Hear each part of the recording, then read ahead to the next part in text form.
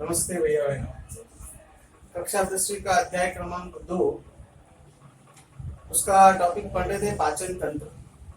उस पाचन तंत्र के हमने अंगों के बारे में बातचीत की, कौन कौन से अंग होते हैं। आज हम वो अंग कौन कौन से कार्य करते हैं, कि पाचन तंत्र में मुख्य रूप से दो मुख्य भूमिका अदा होती है। एक उसके अंग होते हैं, दूसरी ग्रंथियां होती है।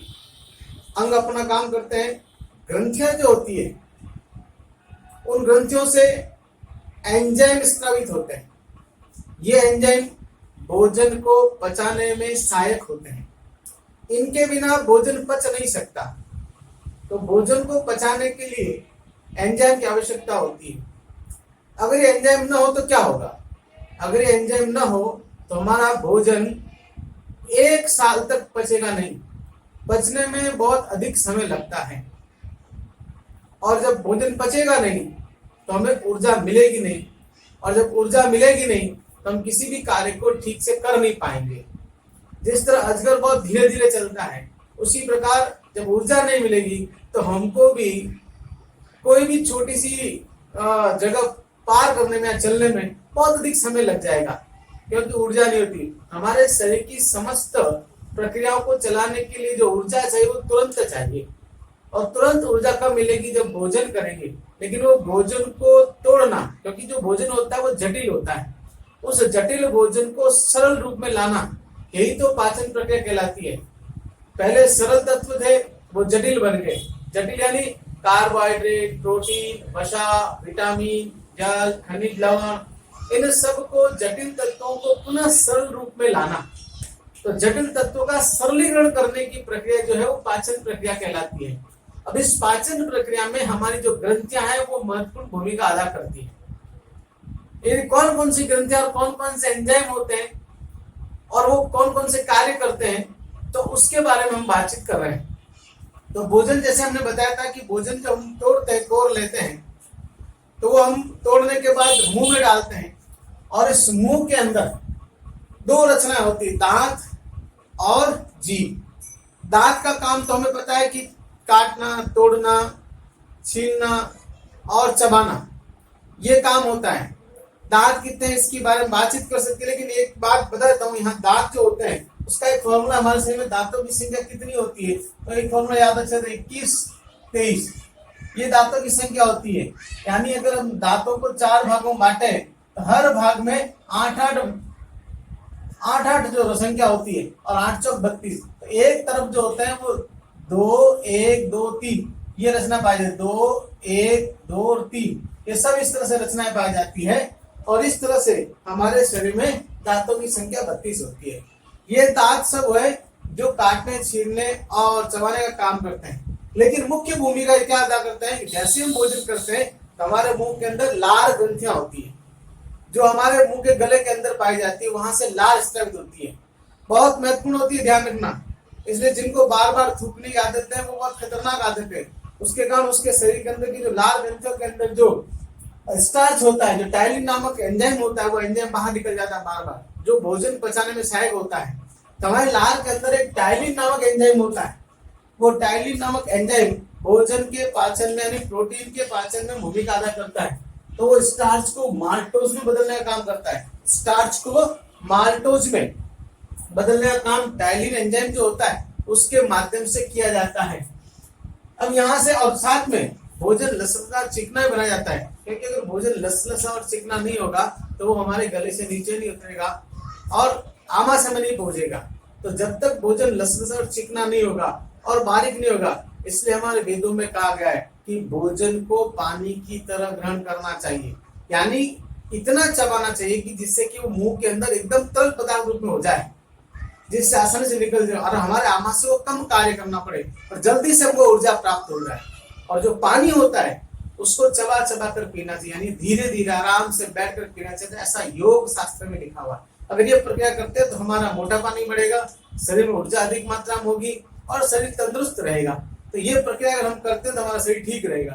तो टाइलिन और के माध्यम से स्टार्च माल्टोज में क्रिएट हो जाता है, और उसके बाद वो भोजन चिकना, लसलसा और तरल पदार्थ में स्रावित हो जाता है, और वो फिर ग्रसनी में आता है। ग्रसनी जैसा मैंने कहा था कि एक पतली सी लंबी संरचना है जिसका काम कुछ नहीं है, सिर्फ वह भोजन को आमाशय में पहुंचाने का कार्य करती है। लेकिन इसमें भी क्रमाकुंचन गति होती है, क्योंकि इसकी निश्चित चौड़ाई होती है, उतनी फैल सकती है, सिकुड़ सकती है।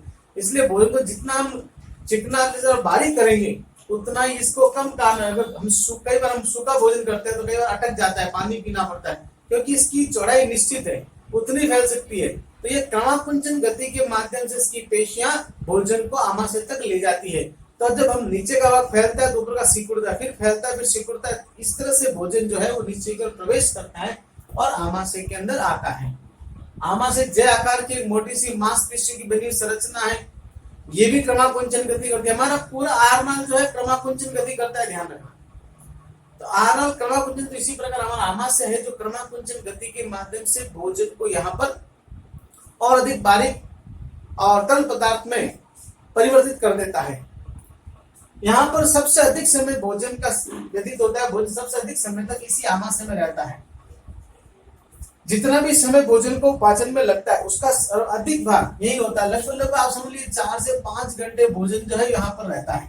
एक भोजन को पूर्ण होने में 6 घंटे का लगभग समय लगता है, तो अधिकांश समय आमाशय में निकलता है। अब यहाँ पर क्या होता है, सबसे पहले आमाशय के अंदर HCl हाइड्रोक्लोरिक, बहुत महत्वपूर्ण बात बता रहा हूँ, HCl सीक्रेट होता है। यहाँ पर कुछ ग्रंथियां होती है, वो ग्रंथियां HCl को उत्पन्न करती है, हाइड्रोक्लोरिक अम्ल। और इतना होता है, अगर इसको आप इस शरीर में इसका pH मान बहुत जो होता है वो लगभग 1 और 2 के लगभग होता है। इसको शरीर से निकाल कर किसी शरीर पर छिड़कते हैं, शरीर पर खबोले हो सकते हैं, इतना इसका एसिडिक मीडियम होता है। तभी ये भोजन को तोड़ सकता है, इसके अणुओं को तोड़ सकता है। ये HCl जो होता है वो भोजन को तोड़ने का काम करता है, साथ में जो हानिकारक जीवाणु होते हैं उनको भी नष्ट कर देता है। तो ये HCl का काम होता है। तो HCl, लेकिन अब एक प्रश्न उठता है, अगर जब HCl होता है तो आमाशय नष्ट क्यों नहीं हो जाता? लेकिन HCl जब उत्पन्न होता है तो आमाशय की दीवार के चारों तरफ एक म्यूकस आवरण उत्पन्न होता है, श्लेष्मा झिल्ली का निर्माण हो जाता है, जो इस HCl को आमाशय से बचाती है। यह झिल्ली प्रमूल होती है, जिसको श्लेष्मा झिल्ली या म्यूकस कहते हैं, जो यह HCl से उसको बचाने का काम करती है। जैसे HCl उत्पन्न होता है वो भी क्रिएट हो जाती है। उसके अलावा इसके अंदर पेप्सिन और रेनिन होता है, जो प्रोटीन के पाचन में कार्य करता है। रेनिन एक बहुत महत्वपूर्ण होता है, रेनिन मैंने लिखा है यहाँ पर। रेनिन जो एंजाइम है, ये भी रेनिन एंजाइम जो बच्चे बालपन जब होते हैं, हम दूध पीते हैं माँ का, तो उस समय उस दूध के पाचन में इसकी भूमिका अदा होती है। रेनिन जो है वो दुग्ध के पाचन में अपनी सहायता करता है, अपनी भूमिका अदा करता है। तो रेनिन जो बालक होते हैं, दूध पीने वाले बालकों में दूध पचाने का काम करते हैं। इस तरह HCl, पेप्सिन, रेनिन ये आमाशय में उत्पन्न होते हैं। इसलिए आमाशय की प्रकृति अम्लीय प्रकृति होती है। कैसी होती है? अम्लीय प्रकृति। कई बार प्रश्न आता है कि आमाशय की प्रकृति कैसी होती है? आमाशय की प्रकृति अम्लीय प्रकृति होती है, ध्यान रखना। ये प्रश्न अधिकांश आता है और बच्चे इसमें कई बार उत्तर अधिकांश दे देते हैं, लेकिन फिर भी नहीं दे पाते। तो अम्लीय प्रकृति का होता है आमाशय, क्यों? क्योंकि इसके अंदर HCl उत्पन्न होता है। ये भी प्रश्न आता है कि इसमें कौन सा अम्ल उत्पन्न होता है? HCl। अम्ल 3 प्रकार के होते हैं, एक होता है हाइड्रोक्लोरिक अम्ल HCl, एक होता है H2SO4 सल्फ्यूरिक अम्ल, और एक होता है HNO3। लेकिन यहाँ जो उत्पन्न हो रहा है वो HCl उत्पन्न हो रहा है, ध्यान रखना। H2SO4 नहीं होता है, और इसका इसकी प्रकृति अम्लीय होती है। अब वहां से भोजन 4-5 घंटे रहता है, क्रमाकुंचन गति होता है, भोजन टूट जाता है, विखंडित हो जाता है, तरल पदार्थ में आ जाता है, और वहां से फिर ये छोटी आंत में प्रवेश करता है। किसमें प्रवेश करता है? छोटी आंत में प्रवेश करता है। छोटी आंत में प्रवेश करता है। छोटी आंत में जो भोजन का माध्यम होता है वो क्षारीय होता है, क्योंकि यहाँ पर क्षारीय एंजाइम आकर मिलते हैं। कौन से एंजाइम मिलते हैं? क्षारीय एंजाइम। यहाँ पर क्षारीय एंजाइम आकर मिलते हैं, इसलिए इसकी प्रकृति क्षारीय हो जाती है। कौन कौन से? एक तो अग्नाशय से यहाँ पर रस आता है, अग्नाशय रस, और एक होता है यकृत रस। ये 2 रस आकर मिलते हैं। यकृत से जो रस उत्पन्न होता है वो गॉल ब्लैडर, जिसको हम पित्ता से कहते हैं, वहां जाता है। पित्ताशय से पित्त रस जिसे कहते हैं वो यकृत से उत्पन्न होता है, तो पित्त रस इसमें आकर मिलता है। अग्नाशय से अग्नाशय रस आकर मिलता है। यहाँ पर अधिकांश समय छोटी आंत के अंदर हमारा अधिकांश जो पदार्थ होते हैं उनका अवशोषण और उसका पाचन यही होता है, कार्बोहाइड्रेट का, वसा का और प्रोटीन का। इन सब का पाचन यही होता है, अवशोषण होता है। इनको पचाने के लिए एमाइलेज, लाइपेज और ट्रिप्सिन नाम के एंजाइम यहाँ से स्रावित होते हैं, जो अग्नाशय और यकृत से आते हैं। अग्नाशय जो है एक प्रकार की मिश्रित ग्रंथि कहलाती है। एक ध्यान रखना, अग्नाशय जो यहाँ पर है एक मिश्रित ग्रंथि है।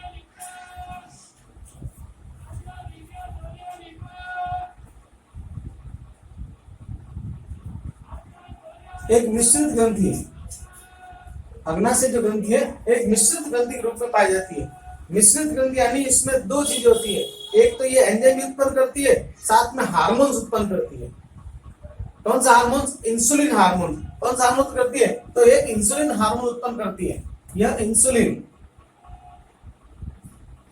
इंसुलिन हार्मोन उत्पन्न करती है, जो आपकी जो डायबिटीज है उस डायबिटीज का नियंत्रण का काम करती है। जो मधुमेह जो होता है वो इंसुलिन नहीं उत्पन्न होने पर होता है, तो इंसुलिन का जो नियंत्रण होता है वो अग्नाशय के माध्यम से ही होता है। तो अग्नाशय हार्मोन्स भी उत्पन्न करता है और अग्नाशय एंजाइम उत्पन्न करता है।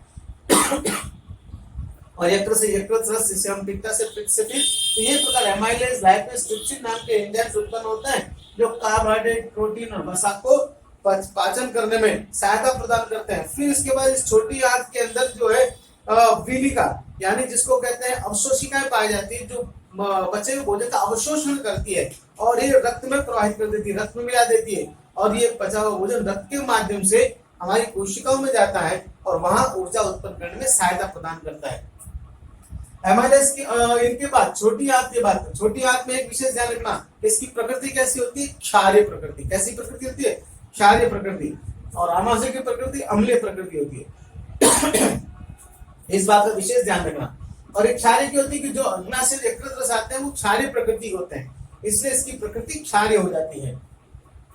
यहाँ जो भोजन, क्योंकि ये छोटी आंत होती है काफी लंबी होती है, लगभग 6 मीटर तक लंबी होती है, तो वहां से जब भोजन घूमता घूमता आता है पूरा अवशोषित हो चुका होता है।